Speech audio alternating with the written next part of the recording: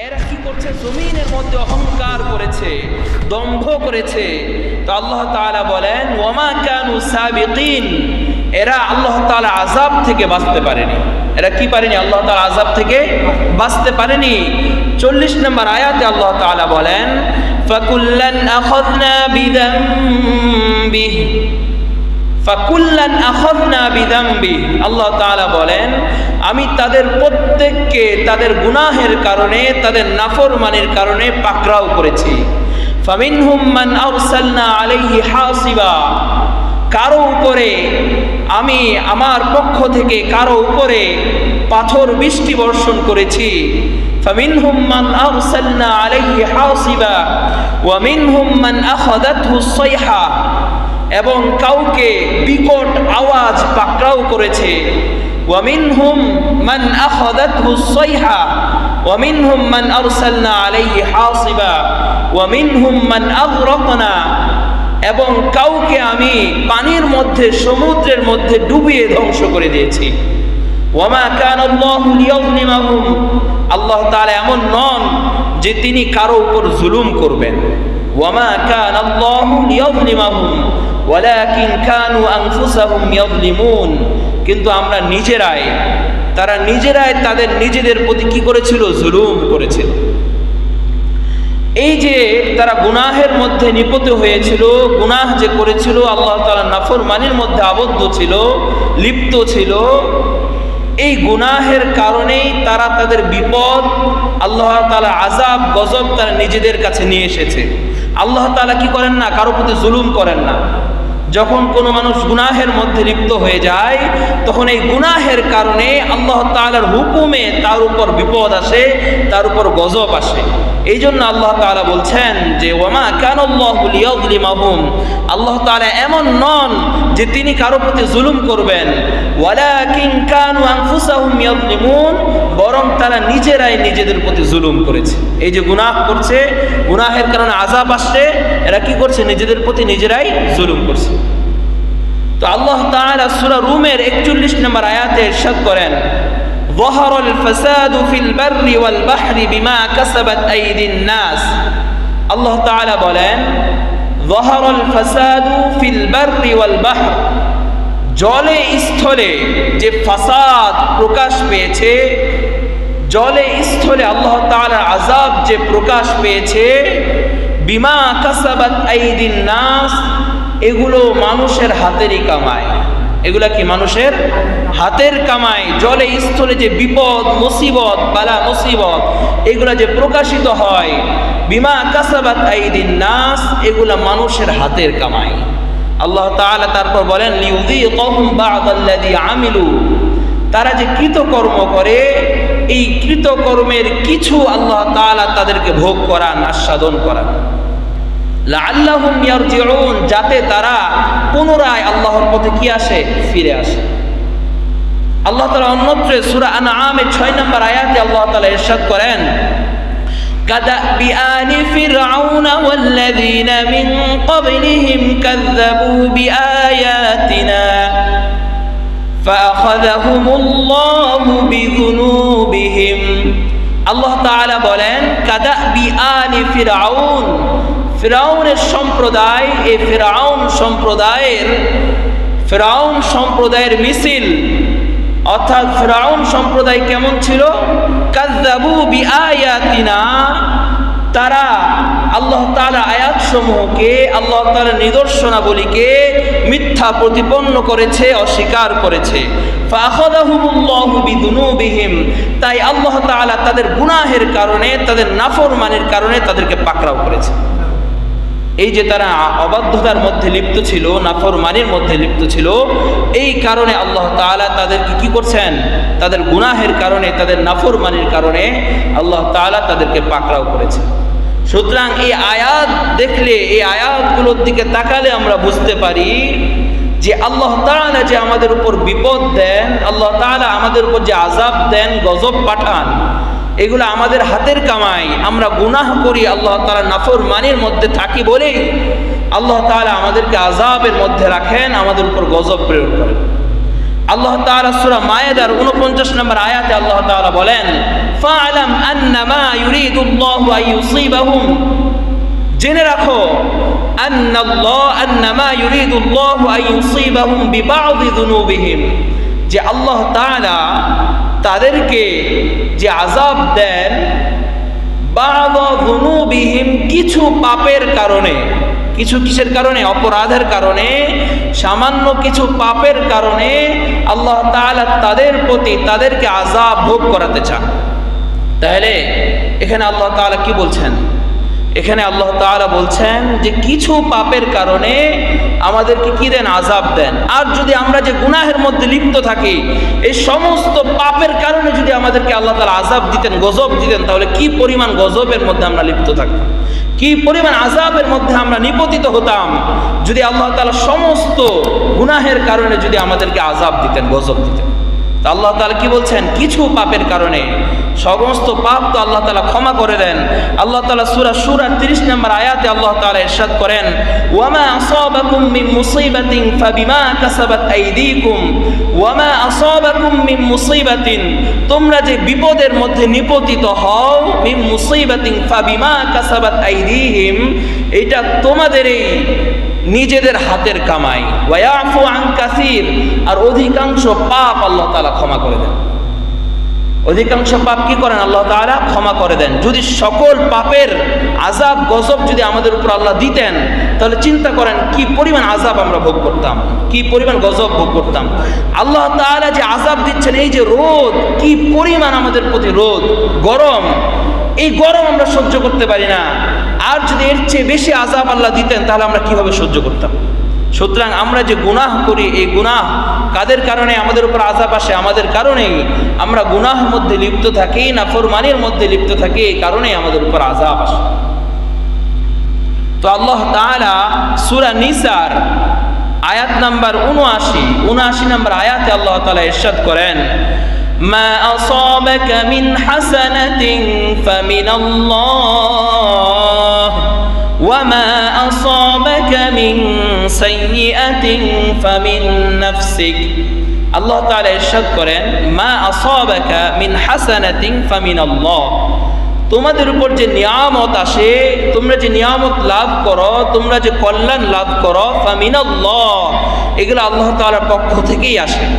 আমরা যে নিয়ামত ভোগ করি, আমরা যে আল্লাহ তাআলার নিয়ামতের মধ্যে থাকি, কল্যাণের মধ্যে থাকি, এটা আল্লাহ তাআলার পক্ষ থেকেই আসে। আর ওয়ামা আসাবাকা মিন সাইয়্যাতিন ফামিন নাফসিক ওয়ামা আসাবাকা মিন সাইয়্যাতিন, আর তোমরা যে বিপদের মধ্যে থাকো, গজবের মধ্যে, আযাবের মধ্যে নিপতিত হও, ফামিন নাফসিক, এটা তোমাদের নিজেদের পক্ষ থেকেই। কিসের পক্ষ থেকে? নিজেদের পক্ষ থেকে। এটা কে বলছেন? আল্লাহ তাআলা বলছেন।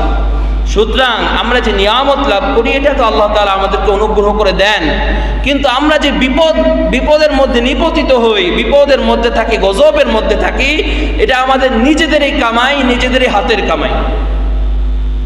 এবং এই যে বিপদ আসে, এটা কিসের কারণে? আমরা যে গুনাহের মধ্যে থাকি, এই গুনাহের কারণেই আমাদের উপর কি আসে? আযাব এবং গজব আসে, আমাদের নিজেদের কারণেই।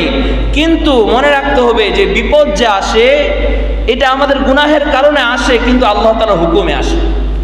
কিসে আসে? নিজেদের কারণে আসে, কিন্তু আল্লাহ তাআলার হুকুমে আমাদের উপর আযাব আসে, গজব আসে। তো কেউ বলে যে আল্লাহ তাআলাই তো আমাকে নিয়ামত দেয়, আল্লাহ তাআলাই তো আমাকে আযাব দেয়, আল্লাহ তাআলাই তো আমাকে গজব দেয়, তাহলে আমার দোষ কি? না, আল্লাহ তাআলা নিজেই গজব দেন না, বরং নিজেই আমরা গুনাহ করে, নাফরমানি করে করে নিজেদের প্রতি গজব, আযাব টেনে নিয়ে আসি, এবং আল্লাহ তাআলার হুকুমে পরে কি হয়? আমাদের উপর আযাব, গজব আসে।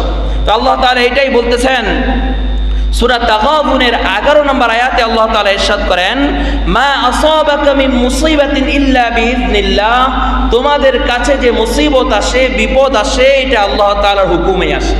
কিসে আসে? আল্লাহ তাআলার হুকুমে আসে। সুতরাং বোঝা গেল যে আমাদের উপর যে আযাব, গজব আসে, এই সব কিছু আমাদের গুনাহের কারণেই আসে। আল্লাহ তাআলার হুকুমে আমাদের উপর কি আসে? বিপদ আসে, কিন্তু আমাদের গুনাহের কারণে। এবং যে নিয়ামত, কল্যাণ আমরা লাভ করি, এটাও কি আসে? আল্লাহ তাআলার পক্ষ থেকে আসে। তো আল্লাহ তাআলা এই পৃথিবীর বুকে একটি সম্প্রদায় ছিল, যে সম্প্রদায়ের নাম ছিল আদ সম্প্রদায়। কি সম্প্রদায়? আদ সম্প্রদায়। এই আদ সম্প্রদায় আল্লাহ তাআলা তাদেরকে এমনভাবে সৃষ্টি করেছিলেন যে পৃথিবীর বুকে তারা সবচেয়ে বেশি শক্তিশালী ছিল এবং সবচেয়ে বেশি লম্বা ছিল। তাদের মধ্যে সবচেয়ে লম্বা যে ব্যক্তিটা ছিল সে ছিল 400 গজ। কয় গজ? 400 গজের লম্বা ছিল। আর সর্বনিম্ন যে ব্যক্তিটা ছিল সেটা 100 গজের লম্বা। তাহলে চিন্তা করেন আল্লাহ তাআলা আদ সম্প্রদায়কে, তাফসীরের কিতাবের মধ্যে এসেছে কি পরিমাণ আল্লাহ তাআলা আদ সম্প্রদায়কে শক্তিশালী করেছিলেন। তো এই আদ সম্প্রদায় এতটাই শক্তিশালী ছিল যে তারা পাহাড় কেটে কেটে নিজেদের থাকার ঘর বানাইতো। পাহাড় কেটে কেটে। এখন কোনো মানুষ পারবে পাহাড় কাটতে ঘর বানাইতে? কোনো মেশিন ছাড়া ঘর বানাতে পারবে? তখন কোনো মেশিন ছিল না। তারা নিজেদের হাত দিয়ে নিজের শক্তি বলে আল্লাহ তাআলা এতটাই শক্তিশালী করেছিলেন যে তারা এই পাহাড় কেটে কেটে ঘর বানাতো। তো তারা অহংকার করছে জমিনের মধ্যে। তারা কি বলে জানেন? ক্বালু মান আশাদ্দু মিন্না কুওয়া। আদ সম্প্রদায় বলল, মান আশাদ্দু মিন্না কুওয়া, এই জমিনের বুকে আমাদের চেয়ে শক্তিশালী আর কি আছে? তারা অহংকার করে বলতে লাগলো, মান আশাদ্দু মিন্না কুওয়া, এই জমিনের বুকে আমাদের চেয়ে আর শক্তিশালী আর কে আছে? তো আল্লাহ তাআলা পরের আয়াতে বলছেন, আওয়ালাম ইয়ারাউ আন্নাল্লাহাল্লাযী খালাকাহুম হুয়া আশাদ্দু মিনহুম কুওয়া। আওয়ালাম ইয়ারাউ আন্নাল্লাহাল্লাযী, তারা কি দেখেনি, তারা কি চিন্তাও করেনি যেই আল্লাহ তাদেরকে সৃষ্টি করলেন এত শক্তিশালী করে, সেই আল্লাহ তাদের চেয়ে হাজার হাজার গুণ বেশি শক্তিশালী। যে আল্লাহ তাদেরকে এত শক্তি দিয়ে সৃষ্টি করলেন সেই আল্লাহ তাদের চেয়ে পুরা পৃথিবীর সকল মানুষের চেয়ে হাজার হাজার কোটি কোটি গুণ বেশি শক্তিশালী। তারা কি এটা চিন্তাও করতে পারেনি? ওয়াকানু বিআয়াতিনা ইয়াজহাদুন, তারা আমার আয়াত সমূহকে অস্বীকার করত। তো আল্লাহ তাআলা সূরা এই সম্প্রদায়ের ব্যাপারে সূরা আরাফের 65 থেকে 72 নম্বর আয়াতে আল্লাহ তাআলা এই ঘটনা তুলে ধরেছেন। আল্লাহ তাআলা বলেন, ওয়া ইলা আদিন আখাহুম হুদা, এই আদ জাতির কাছে আল্লাহ তাআলা বলেন, ওয়া ইলা আদিন, এই আদ সম্প্রদায়ের কাছে আমি প্রেরণ করেছিলাম তাদের ভাই হুদকে। আদ সম্প্রদায়ের নবী কে ছিল? হুদ আলাইহিস সালাতু ওয়াস সালাম। আল্লাহ তাআলা এটাই বলছেন, ওয়া ইলা আদিন আখাহুম হুদা, আমি এই শক্তিশালী আদ সম্প্রদায়ের কাছে তাদের ভাই হুদকে প্রেরণ করেছিলাম। قال يا قوم اعبدوا الله ما لكم من إله غيره, এই হুদ আলাইহিস সালাতু ওয়াস সালাম আদ জাতির কাছে এসে বলল, ইয়া কওমি আবুদুল্লাহ, হে আমার সম্প্রদায় তোমরা আল্লাহ তাআলার ইবাদত করো, মা লাকুম মিন ইলাহিন গায়রুহ, তিনি ছাড়া তোমাদের কোনো ইলাহ নেই। তোমাদের কি নেই? কোনো ইলাহ নেই। সেই সত্তার, সেই আল্লাহ তাআলার তোমরা ইবাদত করো। তো তারা তখন উত্তর দিল কি জানেন? তারা তখন উত্তর দিল, قال الملأ الذين كفروا من قومه إنا لنراك في سفاهة, তারা উত্তর দিল আদ জাতি, قال الملأ الذين كفروا من قومه, ওই আদ সম্প্রদায়ের মধ্যে যারা কাফের ছিল, অবিশ্বাসী ছিল, তাদের যে নেতৃস্থানীয় ব্যক্তিরা, তারা এই হুদ আলাইহিস সালাতু ওয়াস সালামকে বলল, ইন্না লানারাকা ফি সাফাহা, ও হুদ আমি তো তোমাকে দেখছি তুমি নির্বুদ্ধিতার মধ্যে আছো। কিসের মধ্যে আছো? নির্বুদ্ধিতার মধ্যে আছো। আমাদের পূর্বপুরুষরা এই দেব দেবীর মূর্তির পূজা করত, তাদেরকে ছেড়ে দিয়ে আমরা কিভাবে তোমার এক আল্লাহর ইবাদত করব? তুমি তো নির্বুদ্ধিতার মধ্যে আছো। কত বড় সাহস তাদের! একজন নবী প্রেরিত দূত আল্লাহ তাআলার পক্ষ থেকে তাকে কি বলছেন? তাকে তারা বলছে যে তুমি নির্বুদ্ধিতার মধ্যে আছো। তখন তারা বলেন, ওয়া ইন্না লানাযুন্নুকা মিনাল কাযিবিন, আমরা ধারণা করি যে তুমি মিথ্যাবাদী। তুমি কি? মিথ্যাবাদী। তখন হুদ আলাইহিস সালাম উত্তর দিলেন, قال يا قوم ليس بي سفاهة ولكني رسول من رب العالمين। হুদ আলাইহিস সালাম বললেন, ও আমার সম্প্রদায়, ইয়া কওমি লাইসা বি সাফাহা, আমি কি না নির্বুদ্ধিতার মধ্যে নেই, আমার মধ্যে কোনো নির্বুদ্ধিতা নেই। ওয়ালাকিন্নী রাসূলুম মির রাব্বিল আলামিন, আমি তো মহাজগতের প্রতিপালকের পক্ষ হতে প্রেরিত দূত, প্রেরিত রাসূল। আমি নির্বুদ্ধিতার মধ্যে নেই, বরং তোমরাই নির্বুদ্ধিতার মধ্যে আছো। তো হুদ আলাইহিস সালাতু ওয়াস সালাম বললেন, উবাল্লিগুকুম রিসালাতি রাব্বি ওয়া আনা লাকুম নাসিহুন আমিন। আমি তোমাদের কাছে আমার প্রতিপালকের যে বাণী সমূহ, এগুলো তো আমি তোমাদের কাছে পৌঁছে দিচ্ছি। ওয়া আনা লাকুম নাসিহুন আমিন, এবং আমি তোমাদের জন্য বিশ্বস্ত কল্যাণকামী। তোমাদের জন্য কি বিশ্বস্ত কল্যাণকামী? আমি তো তোমাদের কাছে যে আল্লাহ তাআলার পক্ষ থেকে যে আমি বাণী নিয়ে এসেছি, আমি তো শুধু এটাই তোমাদের কাছে পৌঁছে দিচ্ছি। أَوَعَجِبْتُمْ أَنْ جَاءَكُمْ ذِكْرٌ مِّنْ رَبِّكُمْ عَلَى رَجُلٍ مِّنْكُمْ لِيُنْذِرَكُمْ। হুদ আলাইহিস সালাতু ওয়াস সালাম উত্তর দিলেন, আওয়াজিবতুম আন জাআকুম, ও আমার সম্প্রদায়, তোমরা কি আশ্চর্য হচ্ছ যে আমার মতো তোমাদের পক্ষ হতেই, তোমাদের মধ্য হতেই একজন লোকের কাছে আমার প্রতিপালকের পক্ষ হতে উপদেশ এসেছে। আমার প্রতিপালকের পক্ষ হতে তোমাদের মধ্য হতে একজন ব্যক্তির কাছে উপদেশ আসছে, এই জন্য তোমরা কি আশ্চর্যান্বিত হচ্ছ? তোমরা কি ভাবতেছো যে আমাদের মধ্য থেকে কেন একজনকে রাসূল পাঠাবে? তোমরা কি এমনটা ভাবছো? তো হুদ আলাইহিস সালাম বলেন, লিউনযিরাকুম, যাতে আমাকে আল্লাহ তাআলা প্রেরণ করেছেন এই জন্য, যাতে আমি তোমাদেরকে সতর্ক করতে পারি। ওয়াযকুরু ইয জাআলাকুম খুলাফা মিন বাদি কওমিন নূহ ওয়া যাদাহুম ফিল খালকি বাসতা। আল্লাহ তাআলা বলেন, ওয়াযকুরু, তোমরা স্মরণ করো, ইয জাআলাকুম খুলাফা মিন বাদি কওমি নূহ আলাইহিস সালামের সম্প্রদায়ের পরে আল্লাহ তাআলা তোমাদেরকে স্থলাভিষিক্ত করে এই জমিনের বুকে খলিফা বানিয়ে পাঠিয়েছেন। নূহ আলাইহিস সালামের নৌকার মধ্যে যে সম্প্রদায়গুলো ধ্বংস হয়ে গেছিল, এই ধ্বংস হওয়ার পর আল্লাহ তাআলা এই আদ সম্প্রদায়কে এই জমিনের মধ্যে স্থলাভিষিক্ত করে পাঠিয়েছেন। তো এইটাই হুদ আলাইহিস সালাম বলছে, তোমরা আল্লাহ তাআলা এই নিয়ামতকে কি করো? স্মরণ করো। ওয়াজাদাহুম ফিল খালকি বাসতা, এবং সৃষ্টির মধ্যে তোমাদেরকে আল্লাহ তাআলা দৈহিক গঠনে সবচেয়ে শক্তিশালী বানিয়েছিল। তোমরা এখন আল্লাহ তাআলাকে অস্বীকার করছো, অথচ আল্লাহ তাআলা তোমাদেরকে সৃষ্টির মধ্যে সবচেয়ে শক্তিশালী করে আল্লাহ তাআলা তোমাদেরকে সৃষ্টি করেছেন। ফাযকুরু আলা আল্লাহি লাআল্লাকুম তুফলিহুন। আল্লাহ তাআলা নিয়ামত সমূহকে তোমরা কি করো? স্মরণ করো, যাতে তোমরা সফল কাম হতে পারো। তো যখন হুদ আলাইহিস সালাতু ওয়াস সালাম এই সব কিছু তাদেরকে বললেন, তখন তারা উত্তর দেয়, ক্বালু আজিতানা লিনাবুদাল্লাহা ওয়াহদাহু ওয়া নাযরা মা কানা ইয়াবুদু আবাউনা।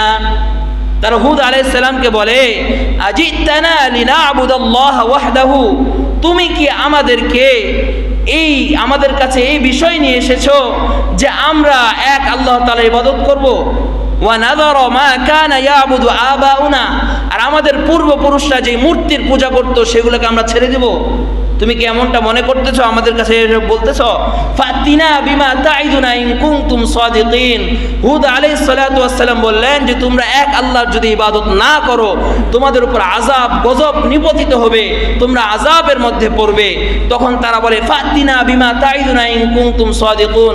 ও হুদ, তুমি যদি সত্যবাদী হয়ে থাকো, তুমি যে আযাবের কথা বললে, আযাবের ওয়াদা করলে, দেখো এগুলো নিয়ে আসো, আযাব নিয়ে আসো, দেখি তুমি কেমন আযাব নিয়ে আসতে পারো।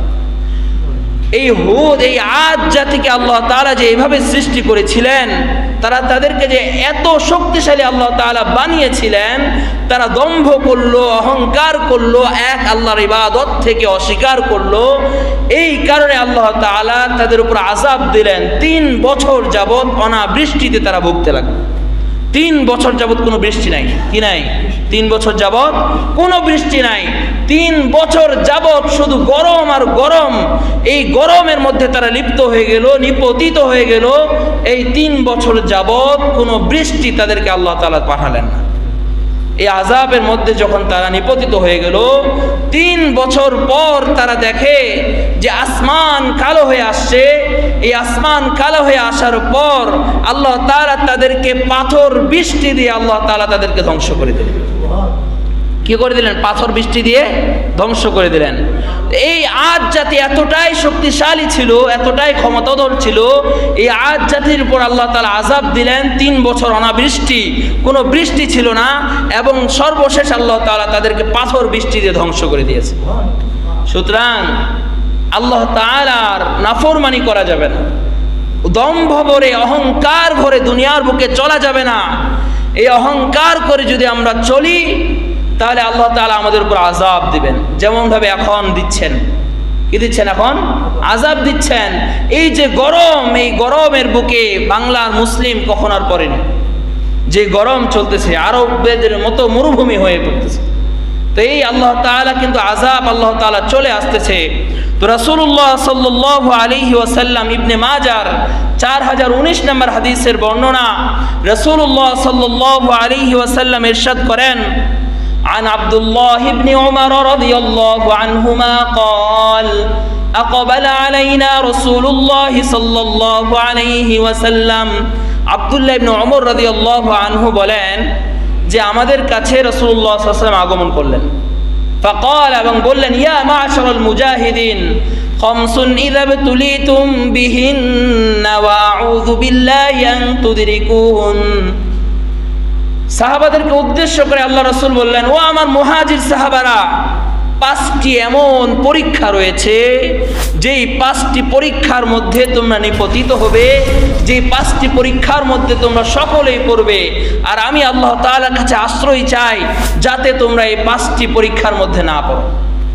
তাহলে চিন্তা করেন কি পরিমাণে আল্লাহ তাআলা এই পরীক্ষাগুলা, কত বড় পরীক্ষা আল্লাহ তাআলার পক্ষ থেকে, যেই পরীক্ষার ব্যাপারে স্বয়ং রাসূলুল্লাহ সাল্লাল্লাহু আলাইহি ওয়াসাল্লাম কি চাচ্ছেন? আল্লাহ তাআলার কাছে পানাহ চাচ্ছেন। এই 5টি পরীক্ষা কি? রাসূলুল্লাহ সাল্লাল্লাহু আলাইহি ওয়াসাল্লাম ইরশাদ করেন, লাম তাযহারিল ফাহিশাতু হাত্তা ইউ'লিনুহুন। রাসূলুল্লাহ সাল্লাল্লাহু আলাইহি ওয়াসাল্লাম বলেন, লাম তাযহারিল ফাহিশাতু ফি কওমিন কাত্তু হাত্তা ইউ'লিনুহুন্না বিহা। রাসূলুল্লাহ সাল্লাল্লাহু আলাইহি ওয়াসাল্লাম বলেন, প্রথম পরীক্ষাটি হলো তোমাদের মাঝে অশ্লীলতা ছড়িয়ে পড়বে। কোন সম্প্রদায়ের মাঝে যখন অশ্লীলতা ছড়িয়ে পড়বে, প্রকাশ্যে তারা যখন অশ্লীলতা করবে, তো রাসূলুল্লাহ সাল্লাল্লাহু আলাইহি ওয়াসাল্লাম বলেন, হাত্তা ইল্লা ফাশা ফীহিমুত তাগুন, তাদের উপরে আল্লাহ তাআলা মহামারী পাঠাবেন। ওয়াল আউজাউল্লাতী লাম তাকুন মাদাত ফি আসলাফিহিমুল্লাযিনা। রাসূলুল্লাহ সাল্লাল্লাহু আলাইহি ওয়াসাল্লাম বলেন, আল্লাহ তাআলা তোমাদের উপর মহামারী পাঠাবেন এবং এমন রোগ ব্যাধিতে তোমরা পতিত হবে, যেই রোগ ব্যাধি তোমাদের পূর্বসূরীদের কেউ কখনো শুনেনি। যে রোগ ব্যাধির নাম কেউ কি কখনো শুনেনি। আমাদের পূর্বপুরুষরা কি করোনার নাম শুনছে? ওমিক্রনের নাম শুনছে? চিকুনগুনিয়া, ডেঙ্গু, এই যে রোগগুলা, এই রোগগুলো আমাদের পূর্বপুরুষরা কেউ শুনছে? নতুন রোগ। তো রাসূলুল্লাহ সাল্লাল্লাহু আলাইহি ওয়াসাল্লাম বলছেন, তোমাদের মধ্যে যখন অশ্লীলতা ছড়িয়ে পড়বে, তোমরা এমন এমন রোগের মধ্যে পতিত হবে, যেই রোগগুলা তোমাদের পূর্বপুরুষের কেউ কখনো শুনেনি। সুতরাং অশ্লীলতা আমাদের মাঝে ছড়িয়ে পড়তেছে। আনাচে কানাচে অশ্লীলতা দেখা যায়, আনাচে কানাচে দেখা যায় যে অবৈধ সম্পর্ক করে বসে আছে, অবৈধ সম্পর্ক সৃষ্টি করতেছে। এই অশ্লীলতা আমাদের মাঝে ছড়িয়ে পড়ার কারণে এই আযাবের মধ্যে আমরা আজ নিপতিত হয়েছি।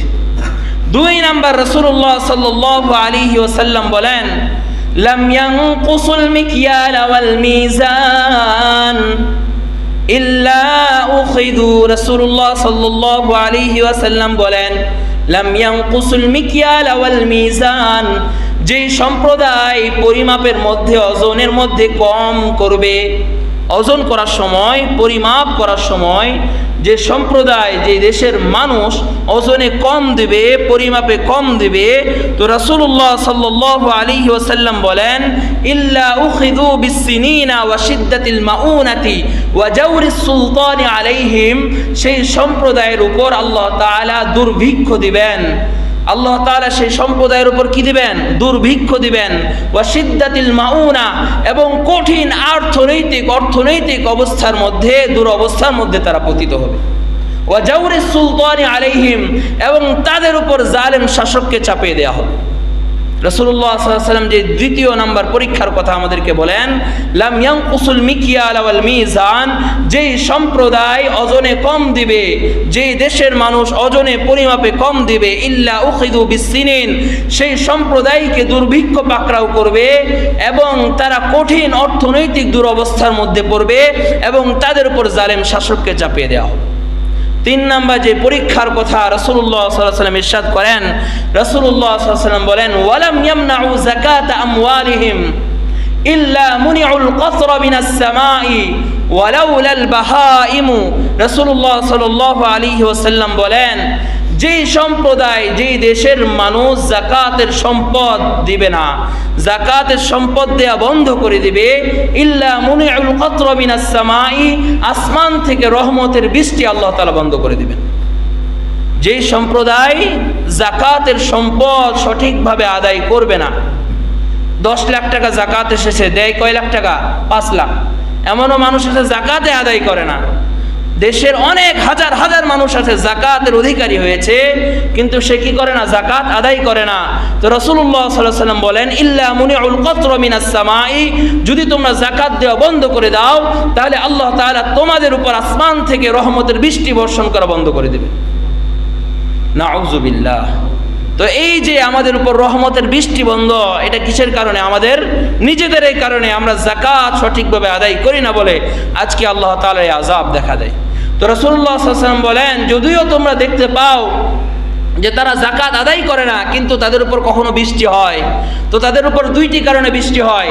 একটি হলো কৃষকদের যখন বৃষ্টির প্রয়োজন তখন বৃষ্টি হয় না, আর যখন বৃষ্টির প্রয়োজন নাই তখন কি হয়? বৃষ্টি হয়। এই বৃষ্টি কি না? আশীর্বাদ না, আল্লাহ তাআলার পক্ষ থেকে রহমত না, এই বৃষ্টি আল্লাহ তাআলার পক্ষ থেকে কি? গজব। তারপর যে বৃষ্টি হয় আল্লাহ তাআলা বলেন, লাউলাল বাহাইমু লাম ইউমতারু, যদি এই প্রাণী চতুষ্পদ জন্তু না থাকতো তাহলে আল্লাহ তাআলা তোমাদের উপর বৃষ্টি দিতেন না। এই যে চতুষ্পদ জন্তু, প্রাণী, গাছপালা যাতে সতেজ থাকে, এই জন্য আল্লাহ তাআলা বৃষ্টি দেন, আমাদের জন্য না। আল্লাহ তাআলা এদের দিকে তাকায় কি দেন? কখনো কখনো বৃষ্টি দেন, আর কখনো কখনো আযাবের মধ্যে তারা এই রহমতের বৃষ্টি থেকে বঞ্চিত থাকে। 4 নাম্বার যে পরীক্ষাটা রাসূলুল্লাহ সাল্লাল্লাহু আলাইহি ওয়াসাল্লাম বলেন, ওয়ালাম ইয়ানকুযু আহদাল্লাহি ওয়া আহদা রাসূলিহি, যেই সম্প্রদায় আল্লাহ তাআলার সাথে এবং রাসূলুল্লাহ সাল্লাল্লাহু আলাইহি ওয়াসাল্লামের সাথে কৃত ওয়াদাকে ভঙ্গ করে। আমরা মুসলিম হয়েছি কি পরে? কালেমা পড়ে। এই যে আমরা কালেমা পড়েছি, আল্লাহ তাআলা ছাড়া কোনো ইলাহ নেই এবং রাসূলুল্লাহ সাল্লাল্লাহু আলাইহি ওয়াসাল্লাম একমাত্র আল্লাহ তাআলার রাসূল। আমরা আল্লাহ তাআলার সাথে ওয়াদাবদ্ধ হয়ে গেছি যে আল্লাহ, আমরা আর কখনো আপনার নাফরমানি করব না। তো যে সম্প্রদায় আল্লাহ তাআলার ওয়াদাকে এবং রাসূলের ওয়াদাকে ভঙ্গ করবে, রাসূলুল্লাহ সাল্লাল্লাহু আলাইহি ওয়াসাল্লাম বলেন, ইল্লা সাল্লাল্লাহু আলাইহিম আদুওয়াম মিন গায়রিহিম, সেই জাতির উপর বহিরাগত শত্রু আল্লাহ তাআলা চাপিয়ে দেবেন। এই শত্রু এসে তাদের যত সম্পদ, সকল সম্পদ কেড়ে নিয়ে যাবে। এই জাতির উপর কি করবেন? বহিরাগত শত্রু চাপিয়ে দিবেন। 5 নাম্বার যে পরীক্ষার কথা রাসূলুল্লাহ সাল্লাল্লাহু আলাইহি ওয়াসাল্লাম বলেছেন, রাসূলুল্লাহ সাল্লাল্লাহু আলাইহি ওয়াসাল্লাম বলেন, ওয়া মা আলাম তাহকুম আইম্মাতুহুম বিকিতাবিল্লাহ। রাসূলুল্লাহ সাল্লাল্লাহু আলাইহি ওয়াসাল্লাম বলেন, যেই দেশের নেতারা, যেই জাতির নেতারা আল্লাহ তাআলার কিতাব অনুযায়ী শাসন না করবে, আল্লাহ তাআলার কিতাব অনুযায়ী, কোরআন অনুযায়ী ফয়সালা না করবে, ওয়ায়াতাখায়্যারু মিম্মা আনজালাল্লাহ, এবং তারা আল্লাহ তাআলা যে নাজিল করেছেন কোরআন, এই নাজিলকৃত কোরআনকে গ্রহণ না করবে, আল্লাহ তাআলা, রাসূলুল্লাহ সাল্লাল্লাহু আলাইহি ওয়াসাল্লাম বলেন, ইল্লা জাআলাল্লাহু বাইনাহুম বা'সাহুম, ইল্লা জাআলাল্লাহু বা'সাহুম বাইনাহুম, আল্লাহ তাআলা সেই দেশের মধ্যে, সেই সম্প্রদায়ের মধ্যে, পরস্পরের মধ্যে আল্লাহ তাআলা যুদ্ধ বাঁধিয়ে দেবেন। আজকে আমাদের আশেপাশের দেশের দিকে তাকালে দেখতে পাই বিভিন্ন দল, বিভিন্ন কি দল। তো এই যে আল্লাহ তাআলা কোরআন অনুযায়ী শাসন না করার কারণে আল্লাহ তাআলা এক দলকে আরেক দলে কি বানিয়ে দিয়েছেন? শত্রু বানিয়ে দিয়েছেন। এক দলের মাঝে শত্রু করে পাকিস্তানের মধ্যে তাকালে দেখা যায়, আমাদের আশেপাশের রাষ্ট্রগুলোর দিকে তাকালে দেখা যায় যে তারা নিজেদের দেশের মধ্যেই এক সম্প্রদায় আরেক সম্প্রদায়ের শত্রুতে পরিণত হয়েছে। এটা কি কারণে? আল্লাহ তাআলা কোরআন অনুযায়ী ফয়সালা না করার কারণে, আল্লাহ তাআলা কোরআন অনুযায়ী দেশের শাসন পরিচালনা না করার কারণে। এই হলো 5টি পরীক্ষা। যেই 5টি পরীক্ষা রাসূলুল্লাহ সাল্লাল্লাহু আলাইহি ওয়াসাল্লাম বলছেন যে তোমরা এই 5টি পরীক্ষার মধ্যে নিপতিত হবে। আমি তোমাদের ব্যাপারে আল্লাহ তাআলার কাছে আশ্রয় প্রার্থনা করছি যাতে তোমরা এই 5টি পরীক্ষার মধ্যে নিপতিত না হও। অথচ এই 5টি পরীক্ষার মধ্যে আজ আমরা পড়ে গেছি। এই 5টি পরীক্ষার মধ্যে কি হয়েছি? পড়ে গেছি। এই কারণে যত আযাব গজব আল্লাহ তাআলা আমাদের উপর পাঠাচ্ছেন। এই যে কিছুদিন আগে শীত গেল, কি তীব্র শীত, এইরকম শীত আর কখনো কেউ দেখেনি। আজকে যে গরম, এই গরম কখনো কেউ দেখেনি। এই যে আল্লাহ তাআলার পক্ষ থেকে আযাব, এগুলো আমরা নিজেরাই নিজেদের কি করতেছি? নিজেরাই আযাবকে ডেকে আনতেছি। রাসূলুল্লাহ সাল্লাল্লাহু আলাইহি ওয়াসাল্লাম সহিহ বুখারীর প্রথম নাম্বার কি ছিল? অশ্লীলতা। অশ্লীলতার পরীক্ষা আল্লাহ তাআলা করবেন, অশ্লীলতার মধ্যে মানুষ ছড়িয়ে পড়বে। রাসূলুল্লাহ সাল্লাল্লাহু আলাইহি ওয়াসাল্লাম বলেন, 5590 নম্বর হাদিসের বর্ণনা, রাসূলুল্লাহ সাল্লাল্লাহু আলাইহি ওয়াসাল্লাম ইরশাদ করেন, লা ইয়াকুনান্না মিন উম্মতি আকওয়ামুন ইয়াস্তাহিল্লুল হিররা। রাসূলুল্লাহ সাল্লাল্লাহু আলাইহি ওয়াসাল্লাম বলেন যে আমার উম্মতের মধ্যে এমন সম্প্রদায় থাকবে, এমন সম্প্রদায়ের আত্মপ্রকাশ ঘটবে, ইয়াস্তাহিল্লুল হিররা, যারা ব্যভিচারকে হালাল মনে করবে। কি করবে? ব্যভিচারকে হালাল মনে করবে। আজকে আমাদের সমাজের দিকে তাকালে দেখা যায় এমনভাবে মানুষ ব্যভিচারের মধ্যে, অশ্লীলতার মধ্যে লিপ্ত, তারা এটাকে হালাল মনে করতেছে। কি করতেছে? হালাল মনে করতেছে। বিবাহ বহির্ভূত সম্পর্ক সৃষ্টি করতেছে। আর তারা কি বলে যে বিবাহ বহির্ভূত আমরা সম্পর্ক সৃষ্টি করে দেখতেছি যে আমাদের মাঝে মিল মহাব্বত থাকে কিনা। এটাকে কি করতেছে? তারা হালাল মনে করতেছে। রাসূলুল্লাহ সাল্লাল্লাহু আলাইহি ওয়াসাল্লাম এটাই বলছেন যে আমার উম্মতের মধ্যে এমন সম্প্রদায় আসবে যারা ব্যভিচারকে হালাল মনে করবে। রাসূলুল্লাহ সাল্লাল্লাহু আলাইহি ওয়াসাল্লাম আরো বলেন, তিরমিজি শরীফের 2211 নম্বর হাদিসের বর্ণনা, রাসূলুল্লাহ সাল্লাল্লাহু আলাইহি ওয়াসাল্লাম ইরশাদ করেন, 15টি পাপ এমন রয়েছে যেই 15টি পাপ যদি কোনো সম্প্রদায় করে তাদের উপর আল্লাহ তাআলা ভূমিকম্প, ভূমিধস সহ বিভিন্ন আযাব গজব আল্লাহ তাআলা সেই সম্প্রদায়ের উপর প্রেরিত করেন। সে 15টা পাপ কি? রাসূলুল্লাহ সাল্লাল্লাহু আলাইহি ওয়াসাল্লাম বলেন, ইদাত্তাখুদিল ফাইউ দুআলা, যখন কোনো সম্প্রদায়ের মাঝে গনিমতের মালকে তারা কি করে? লুটের মালে, ব্যক্তিগত সম্পদে পরিণত করে। ইদাত্তাখুদিল ফাইউ দুআলা, গনিমতের মালকে যখন কোনো সম্প্রদায় ব্যক্তিগত সম্পদে পরিণত করবে। 2 নাম্বার, ওয়াল আমানাতু মাগনামা, যখন কোনো সম্প্রদায় আমানতকে লুটের মালে পরিণত করবে। আজকে দেখা যায় আমানতকে লুটের মালে পরিণত করার অর্থ কি? আমানতকে লুটের মালে পরিণত করার অর্থ হলো যে আমার কাছে একজন নেতৃস্থানীয় ব্যক্তির কাছ থেকে 10 বস্তা চাল আসলো। কয় বস্তা চাল? 10 বস্তা চাল আসলো। তো আমি কি করলাম? 10টা পরিবারের মাঝে বন্টন করার কথা ছিল। তো আমি 10 বস্তা চাল মধ্যে 5 বস্তা চাল 10টা পরিবারের মধ্যে বন্টন করলাম। আর এই যে 5 বস্তা আমি কি করে দিলাম? মেরে দিলাম। এটাই হলো ওয়াল আমানাতু মাগনামা, আমানতের মালকে লুটের মালে পরিণত করা। আমাকে 2 কোটি টাকা বরাদ্দ দেওয়া হলো কোনো ব্রিজ তৈরি করার জন্য, আমি সেখানে 1 কোটি টাকা লুট করে নিলাম আর 1 কোটি টাকা দিয়ে ব্রিজ তৈরি করলাম, বাস দিয়ে ব্রিজ তৈরি করলাম। এই যে 2 কোটি টাকা আমার কাছে আমানত দেওয়া হয়েছিল, এই আমানতকে আমি লুটের মালে পরিণত করছি। এটাই আল্লাহর রাসূল বলছেন, ওয়াল আমানাতু মাগনামা, যখন আমানতের মালকে লুটের মালে পরিণত করা। ওয়াজ যাকাতু মাগরামা, আর যখন যাকাতকে মানুষ জরিমানা মনে করবে যে আমার উপর যাকাত দিবে, আমি আমার টাকা, নিজের টাকা পকেট থেকে দিব, এটা তো আমার উপর জরিমানা হয়ে গেল। এটা কোন শরীয়ত? এটা ইসলামের কোন শরীয়ত যে আমার উপর টাকা দিতে হচ্ছে? তারা আমার উপর জোর করে আবদ্ধ করে দিয়েছে যে আমাকে কি দিতে হবে? যাকাত দিতে হবে। তো এটাই বলছেন রাসূলুল্লাহ সাল্লাল্লাহু আলাইহি ওয়াসাল্লাম, ওয়াজ যাকাতু মাগরামা, যখন কোন সম্প্রদায় যাকাতকে জরিমানা মনে করবে। ওয়া তুউল্লিমা লিগাইরিদ দ্বীন, যখন কোন সম্প্রদায়ের মাঝে ধর্ম বিবর্জিত শিক্ষার প্রচার প্রসার ঘটবে, তখন কি থাকবে? আল্লাহ তাআলার পক্ষ থেকে আযাব গজব আসতে থাকবে। যখন কোনো সম্প্রদায়ের মাঝে ধর্ম বিবর্জিত শিক্ষার প্রচার প্রসার ঘটবে। আজকে শিক্ষা ব্যবস্থার দিকে তাকালে দেখা যায় তারা কি বলে? বানর থেকে কি হয়েছে? মানুষ হয়েছে, ডারউইন মতবাদ। এগুলো কোনো শিক্ষা?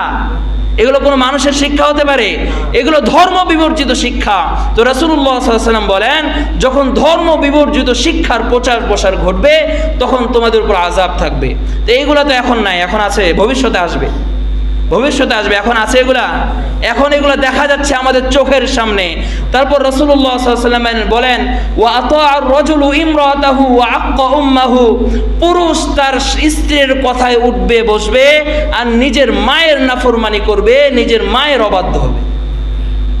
আজকে পৃথিবীর বুকে তাকালে দেখা যায় 100টার মধ্যে মনে একটা মানুষ খুঁজে পাওয়া যাবে না স্বামী স্ত্রীর কথায় উঠে বসে না। স্ত্রীর কথায় উঠে বসে, স্ত্রীর কান পাকানো শুনে আর মায়ের বিরোধিতা করে, মায়ের অবাধ্যতা করে। এটা রাসূলুল্লাহ সাল্লাল্লাহু আলাইহি ওয়াসাল্লাম বলে গেছেন।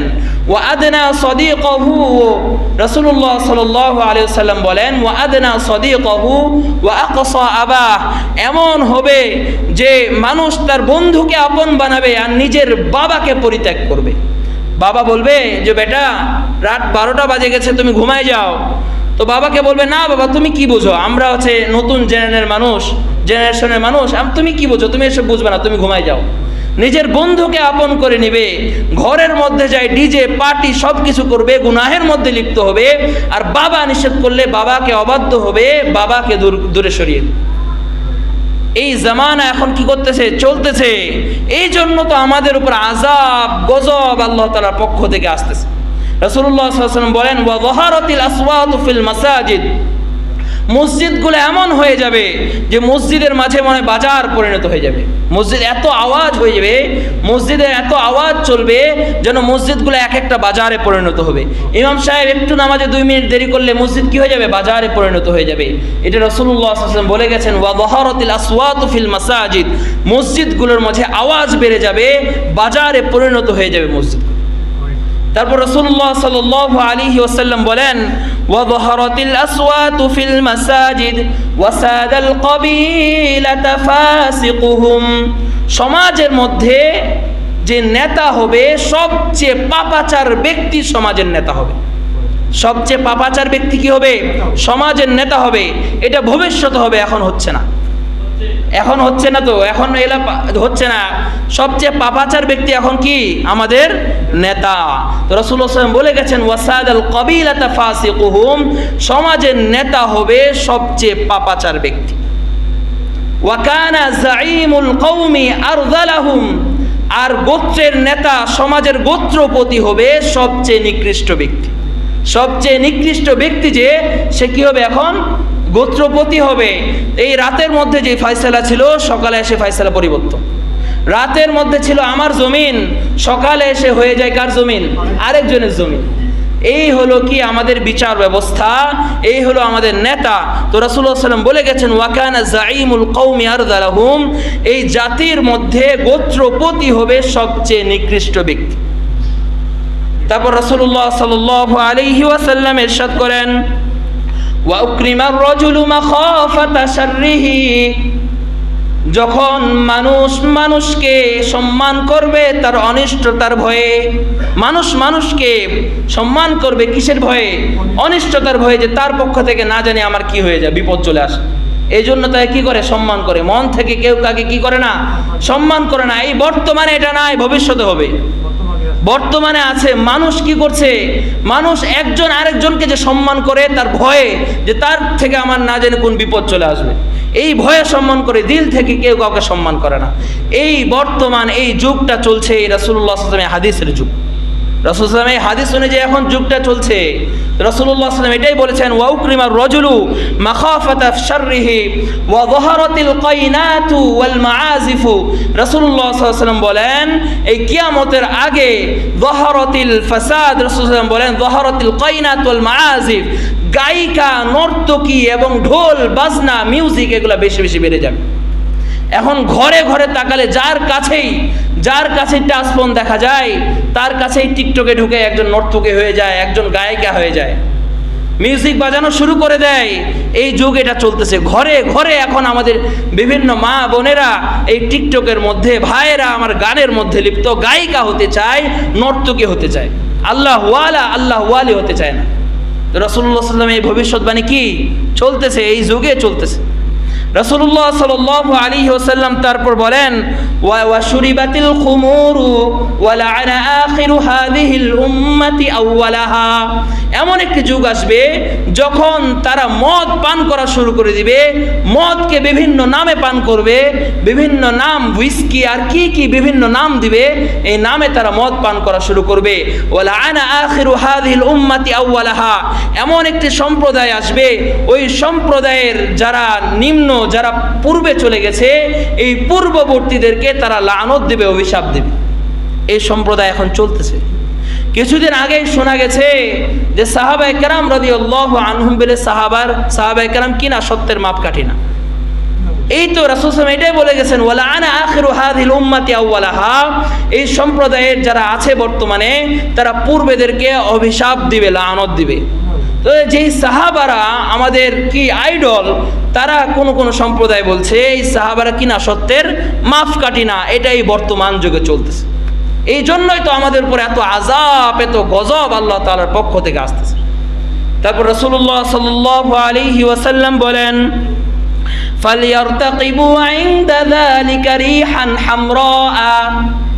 রাসূলুল্লাহ সাল্লাল্লাহু আলাইহি ওয়াসাল্লাম বলেন, যখন তোমরা এই গুনাহের মধ্যে লিপ্ত হয়ে যাবে, ফালইয়ারতাকিবু ইনদা যালিকা রিহান হামরা, তোমরা অগ্নি বাতাসের অপেক্ষা করবে।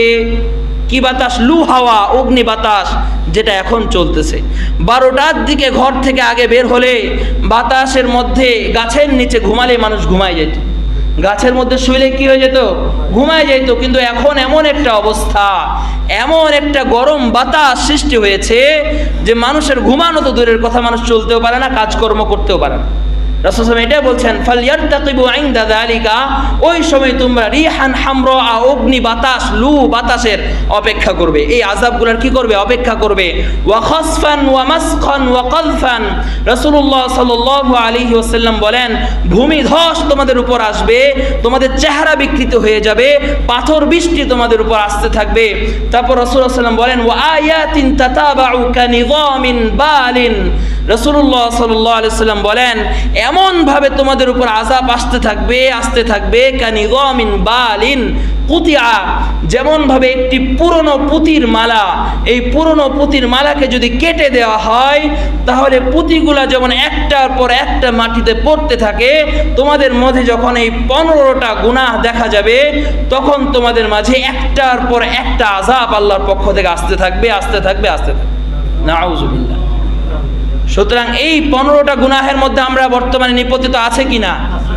আমরা এই 15টা গুনাহের মধ্যে জড়িত আছি কিনা? এই জন্যই আল্লাহ তাআলার পক্ষ থেকে আজ বিভিন্ন আযাব গজবের মধ্যে লিপ্ত হই। করোনা, ওমিক্রন, ডেঙ্গু, এই বিভিন্ন আযাব, আজকে কত গরম, কিছুদিন আগে কত শীত গেল, এই আযাবগুলা এই জন্যই আমাদের উপর আসতেছে। আমাদের গুনাহের ফসল এগুলা, আমাদের নিজেদের হাতের কামাই এই আযাবগুলা, এই গজবগুলা। সুতরাং আমাদের সকলকে এই সকল গুনাহ থেকে বেঁচে থাকার আল্লাহ তাআলা সকলকে আমাদের তৌফিক দান করুন। সকলে বলি আমিন। আমরা সকলেই নিয়ত করি, অন্তত আমার জন্য না হলেও আমার আত্মীয় স্বজনের জন্য, আমার নিজের সন্তানের জন্য আমি এই গুনাহগুলো থেকে বেঁচে থাকবো, যাতে আমার সন্তান আযাবের মধ্যে পতিত না হয়, যাতে আমার আত্মীয় স্বজন আযাবের মধ্যে পতিত না হয়। তারা কি দোষ করেছে? তারা কোনো দোষ করছে? তারা কোনো দোষ করেনি। আমার জন্য, আমার গুনাহের কারণে তারাও আযাব গজবের মধ্যে পতিত হচ্ছে। সুতরাং আমরা সকলে আজ থেকে ওয়াদাবদ্ধ হব, ইনশাআল্লাহ আমরা এই 15টা কিসের মধ্যে, 15টা গুনাহের মধ্যে আর কখনো জড়িত হব না। সকলে বলি ইনশাআল্লাহ। আল্লাহ তাআলা আমাদের সকলকে তৌফিক দান করুন। আমিন। ওয়া আখিরু দাওয়ানা আলহামদুলিল্লাহি রাব্বিল আলামিন। আমরা যে আলোচনা করলাম, আল্লাহ তাআলা আমাদের সকলকে আমল করার তৌফিক দান করুন।